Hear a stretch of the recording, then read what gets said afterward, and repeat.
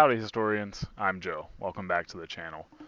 So longtime viewers will notice a name change. The reason I did that is that I felt like I wanted to start telling stories that were a little bit literary.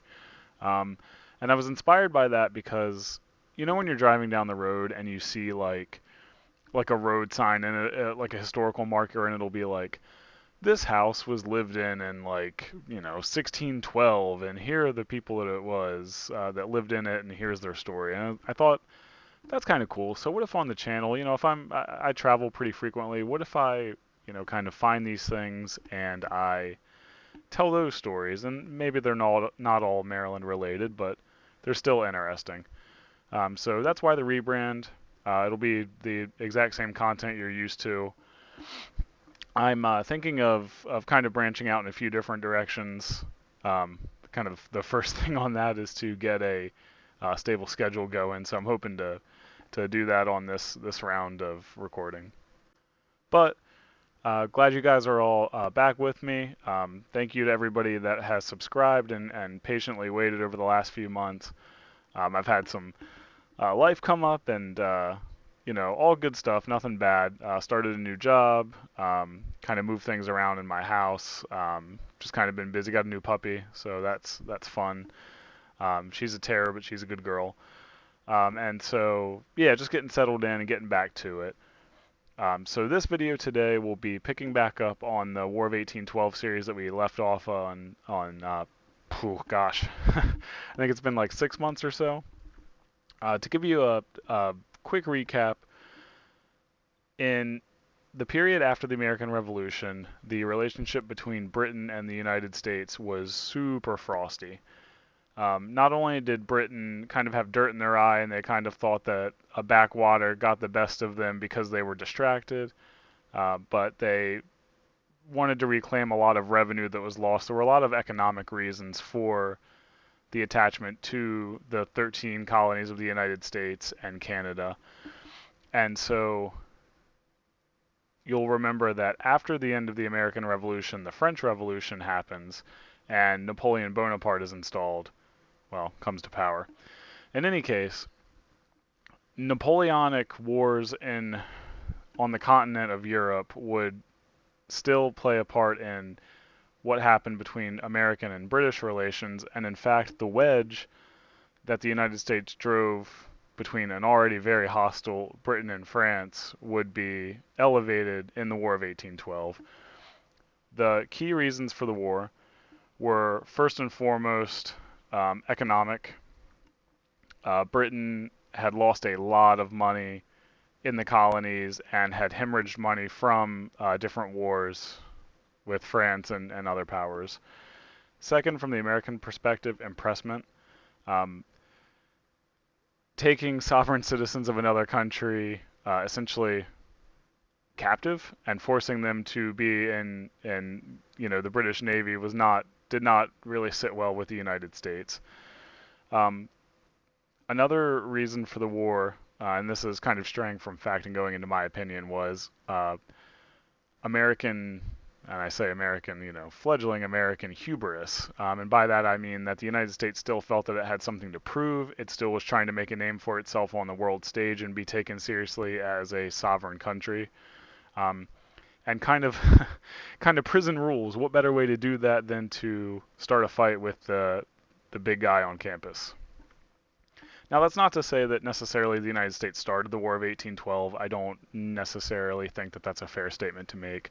I would say that tensions were high.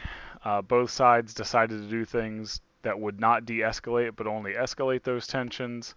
And that's where we found ourselves leaving off in the last video, where war had officially been declared and the United States had invaded Canada, which is a funny thing to say in 2025. But yes, the United States launched an invasion into Canada. Britain was responding, and that sets the stage for us here through the summer and fall of 1812 and into the 1813 campaign. And just as a reminder, just because it's been so long since the last video, this is all to get us ready to discuss what I actually wanted to talk about when I started this series, and that is the Chesapeake campaign of the War of 1812. All right, so thinking of that theme of the invasion in Canada, the first and most westward offensive in the War of 1812 was led by Brigadier General William Hull, who was an aging and somewhat indecisive veteran of the Revolution. Hull, with about 2,200 men, was tasked with invading Upper Canada from Detroit. He crossed the Detroit River on July 12th, and while he crossed, he issued a proclamation promising to liberate Canadians from British tyranny, because remember, Britain, owned Canada and would for the next several hundred years. His advance, though, was very cautious. It was very slow, and his logistics were terrible. And what'll be a defining thing on this channel is that logistics often win wars. So he couldn't adequately maintain his army through hostile territory. In addition to a lack of supplies, Hull's indecisiveness was pretty well exploited by British General Isaac Brock, who was known to be dashing and pretty charismatic. Brock had a much smaller force of Canadian regulars, militia, and a bunch of Shawnees under the command of Tecumseh. And so he used this sort of three-stage army to take the offensive. He cut and isolated Hull's communications. At that time, Hull was trying to communicate from Detroit and the Canadian interior back to Ohio, where his resupply point was. And he did that by kind of a funny thing. He dressed his militia in redcoats that the British Army wore to trick him in thinking that the regular British Army contingent was much larger than it was. And so he preyed on Hull's kind of cautiousness.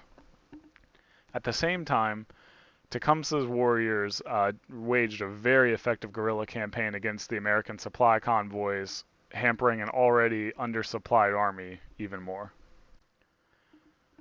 Hull held out, sort of doing what he was doing, kind of holding his position, making cautious advances for a few months. But on August 16th, facing an imminent British and Native American assault, with very low supplies anyway, Hull made a decision to surrender Fort Detroit without actually having a battle for Fort Detroit. So not only was this a strategic disaster, remember this was the first prong of the invasion into Canada in the War of 1812, but a really bad psychological blow for the Americans, and we'll kind of see that over this year. This is among the worst years of the U.S. military.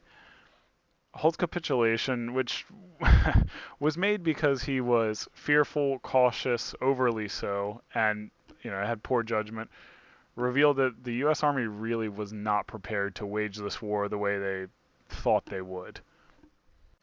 Over on the western side of Canada, the Niagara front really wasn't doing that much better. In October of 1812, General Van Rensselaer, who I'm sure I'm saying that wrong, who was a militia general that didn't really have any combat experience, attempted to assault a position across the Niagara River at Queenston Heights. On October 13th, American forces under the similarly named but not the same guy, Colonel Van Rensselaer, who's his cousin, made a successful landing and started moving through Queenston Heights. Unfortunately for the Rensselaers, the American militia on the U.S. side refused to cross and fight, bolstering the numbers that they needed. And the reason why they did that is because, in their opinion, militias are to defend the home. They're not to be an offensive capability. They're not to invade other countries. They're not to launch assaults against other countries. And I think that I want to take a pause here and talk about that, because I think that's really interesting that argument comes up so even as early as the War of 1812. Because in my background, I was a National Guardsman, and so yeah, woo, shout out to the Guard. But I was a National Guardsman, and so one of the reasons why I joined is because I wanted to defend my community and help my community in times of natural disaster and strife and things like that. Now, the modern National Guard, the modern militia, can be called up and used as a part of the U.S. Army. So you'll notice if you ever see a National Guardsman doing like riot stuff or anything like that, their uniforms just say Army. It doesn't say National Guard.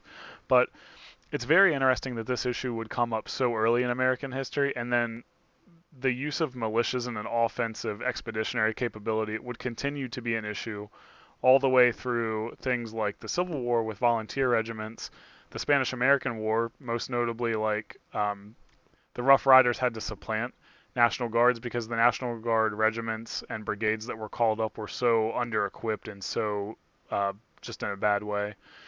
And even in World War I and II, for example, the unit that I was in, the 29th Infantry Division, got called up in 1941 to take over manning, in our case, Fort Meade from the regular army, and then pretty much a month or two after that got told, hey, well, you're in the regular army now, so you're going to be expeditionary and you're going to go. And um, that division, the 29th Infantry Division, would end up assaulting the beaches in the first wave with the 1st Infantry Division on D-Day, which I'd love to talk about when I go down to the National D-Day Museum in Bedford, Virginia. Shout out to that if you're in that way. It's a great place. I'd really like to get down there.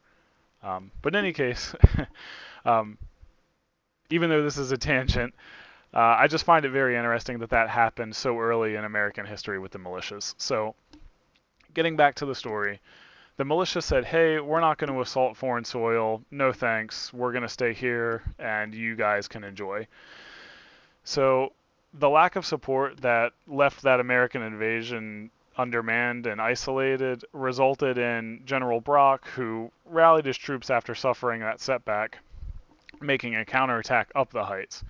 Now, in that attack, General Brock was killed, so that was a blow for the Canadians and British, but switching command to General Sheaffe, the British were able to press the advantage, isolate and destroy American pockets of resistance, and inflict extremely heavy casualties on the Americans attacking Queenston Heights.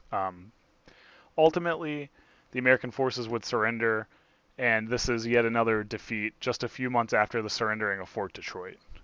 Meanwhile, the third prong of the invasion, targeting Montreal, so now we're going into French Canada from Lake Champlain Valley, really was kind of a non-starter.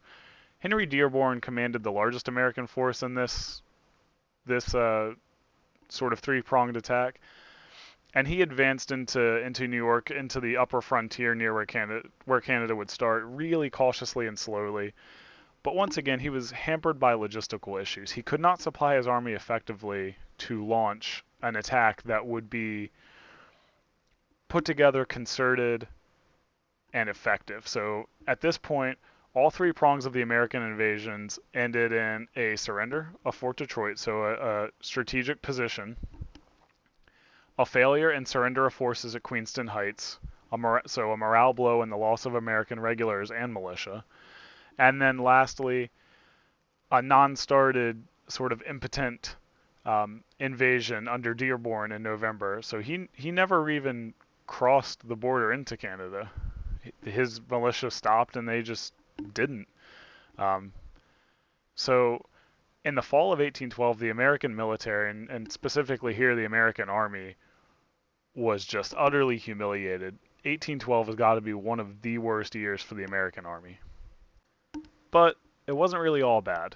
So since I was in the Army, unfortunately the Army was getting its butt kicked, but on the seas, the Navy had a little bit of a different experience.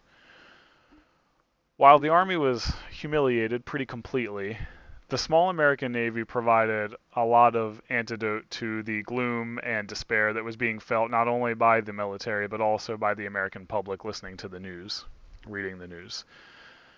Even though it was a much smaller force than the Royal Navy, the American ships, in this case, schooners, frigates, and different things like that, were really well designed, really cut for a lot of shipworthiness, heavily armed, and most importantly, they had crews that were experienced. They were experienced from the Barbary Wars in the early 1800s, around 1802, 1805, against the North African pirates, the Barbary pirates.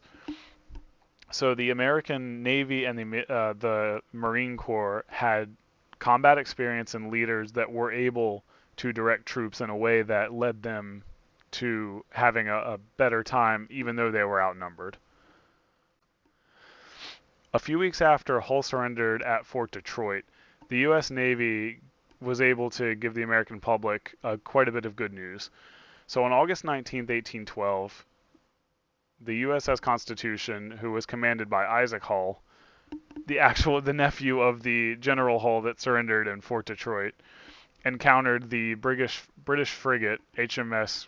I'm gonna mess it up again, I know. Guerriere, off the coast of Nova Scotia. In a fight that lasted 35 minutes, the Constitution's heavier cannons and superior construction proved decisive in its victory. And so that's where the ship would gain the nickname Old Ironsides, because the British cannonballs allegedly bounced right off of it. I was able to, another tangent, I was able to see the USS Constitution as it was going um, for a midshipman training exercise. It's a really impressive ship. I'll say that. I don't have much experience with ships of like rig and sail, but wow, what an impressive thing.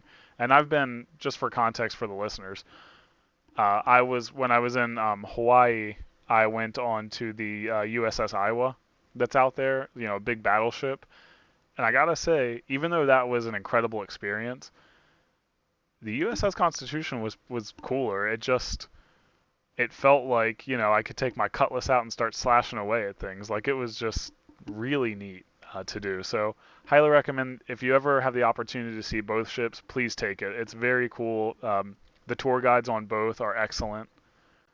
And I'm sorry, I mistakenly said USS Iowa. It's not the Iowa.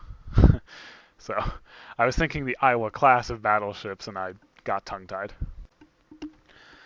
So, that wasn't just the only victory that the Navy had. The Navy was delivering results in this early part of the war. For example, on October 25th, the USS United States, which was at that time commanded by Captain Stephen Decatur. Shout out to Stephen Decatur. He's going to be getting his own episode in this series very shortly. He is a Maryland native. Anybody that went to Stephen Decatur High School down on the eastern shore of Maryland, woo, you guys beat us every year in soccer. That was a lot of years ago, but hey, what can you do? Anyway, the USS United States captured HMS Macedonian in another frigate duel, this time in the mid-Atlantic. These single-ship victories, as small as they are, even with other victories like the USS Wasp and Hornet, gave the American public, the American military, the morale to keep going, and not only that, but hampered British efforts to resupply and inflict a projection of power on the American forces that would have curtailed any land advances. Between the branches, there's a lot of interbranch pride. And so, when you have a bunch of guys together, maybe one's in the Navy, Air Force, Marine Corps, whatever, they'll give each other a hard time. But it really is a team effort. The Navy won't have any ports to go to for resupply without the Army maintaining a land presence. And similarly, if the Navy doesn't block shipping channels and protect sea lanes that would allow the Army to move in a more rapid manner than doing marches, the Army will fail. So it really takes both doing what they can to help each other. But even in the face of all this good news, unfortunately, the small size of the American Navy just meant that they could not hold these positions, and so unfortunately, on sheer volume of numbers, and I won't take it away from the British, very skilled seamanship, the American Navy had to retreat, pull back, consolidate where it could as to not be just destroyed by attrition. Over the winter, and as we get into 1813, the focus of land war shifted from an impotent invasion of Canada and offensive action to a defensive action in the Ohio and Michigan territories. And again, it's important to point out, the war isn't just against the British. The war is against the British and native allies who had a much superior understanding of the land, had tactics that frankly were more suited to wooded terrain. The American soldiers and militia carried a lot of gear. They wore wool coats. They had to be supplied by wagon trains. They couldn't live off the land as well as natives could. And I think it should be mentioned again, they just did not know the terrain as well as the native warriors that were fighting with the British. So the native warriors were able to ambush, cut off, and really attack the American regulars and militia at will. The goal of the Americans in the Ohio and Michigan territories, at this time under future President William Henry Harrison, were to retake Fort Detroit and secure the Northwest Territory, prevent British subjects, British soldiers and Canadians from coming down through the Northwest Territory, isolating New York and splitting the country. Unfortunately for all involved, the winter campaign in 1812 and 13 were extremely hard. The terrain in that area was heavily forested, super cold, unforgiving, just miserable conditions. Supply lines on the American side were stretched to their limit, and even for the British were scarce. And the weather was just god awful. We're talking snow, freezing temperatures, freezing rain, just miserable conditions. And like I mentioned before, the native warriors who were used to that or able to operate in that more effectively would just continuously harass the cold, tired, sick American regulars and militia. A particularly brutal chapter came in January 1813. James Winchester, who was commanding a detachment of Harrison's army, advanced prematurely towards Frenchtown on the Raisin River, just south of Detroit, and he was supposed to be providing relief to American settlers that were in that area. But unfortunately, on the 18th of January, while his forces successfully pushed out a small British and Native American contingent, he really didn't dig in, really didn't establish defenses. He just kind of got in there, got settled, made sure his guys were fed, and figured they would move out.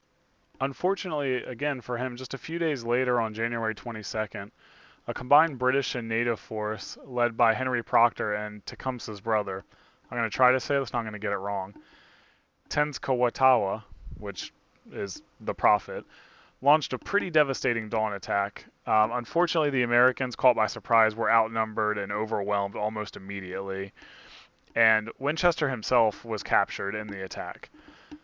This left a very stark impression on the American public, but that would be, in short order, what would come next would overshadow that entirely. After the battle, American prisoners, particularly the wounded, were left without adequate protection by the British. What followed in that was a very brutal massacre conducted by native warriors who were fueled by revenge for past grievances and in some cases alcohol. And it's important to note here that tensions were high between American settlers and native population. Native population was being destroyed by disease, pushed out of their homes, terrorized. They faced many things. And so that leads to this being, in the opinion of some of the natives at the time, a war of extermination. And as such, they gave no quarter and all bets were off. Sources from that say that 300 American prisoners were killed.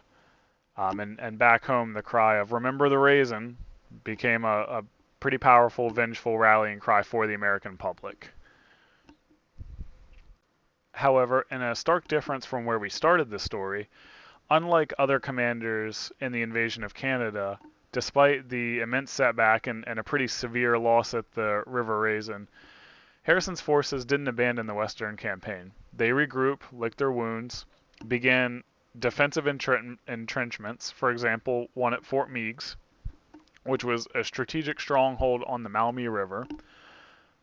Eventually that would come to really be a fortuitous decision because that would be critical in later campaigns.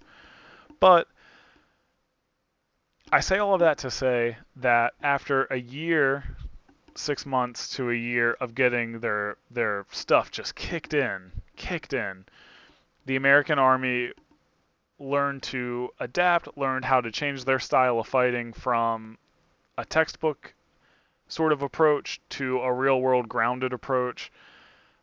They learned how to supply effectively. They learned how to, I'll say, effectively wage war in an austere environment. And so there we are. The period from the declaration of war in June of 1812 all the way through to the early months of 1813 was absolutely, by any metric, an embarrassment and a series of humiliations for the American military. The war started off badly. It started off with a lot of severe losses and being underprepared. However, it also allowed the American military to grow, adapt, and figure out a way that we'll see in the future of trying different avenues of approach to affect the targets that they were fighting. So in the next video, we'll see how the campaign in 1813 goes, and then once we get to where the Chesapeake campaign begins, we'll kind of break off and do a deeper dive into that, since again, that's what kind of started me on this. So that's the early part of 1813. Down in the comments, let me know if you guys kind of like this more stream of consciousness storytelling. I figured I kind of wanted to sort of take a step back and maybe deliver it a little more colloquially, like I'm just telling a story. So let me know if you like that method. Let me know what you think of the American Army kind of getting its stuff kicked in here in the beginning of the war. How would you have done things? What do you think you would have affected? Would you have tried to be defensive in the beginning? Would you have tried to go offensive like the Army ultimately did? Let me know. I was Joe, and I will see you historians in the next one.